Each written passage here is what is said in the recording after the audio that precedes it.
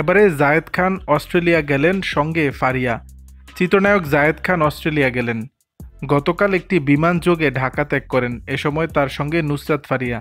জানা গেছে দুজনেই দেশটির দুটি রাজ্যে পারফর্ম করবেন।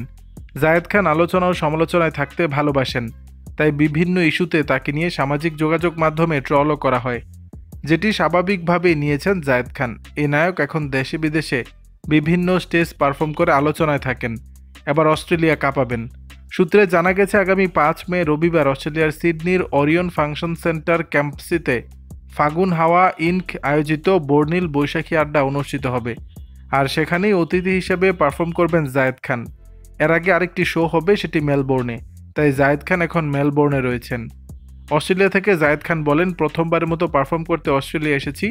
এখানে সিডনিতে একটি প্রোগ্রাম রয়েছে, সেটা করব, এরপর মেলবোর্নে আরেকটি আয়োজন রয়েছে।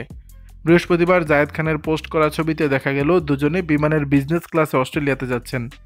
এদিকে এই আয়োজনে প্রতীক হাসান ও আতিয়া আনিশাও গেছেন গাইতে। দর্শক, বিষয়টি নিয়ে আপনাদের মতামত জানাবেন নিচের কমেন্ট বক্সে।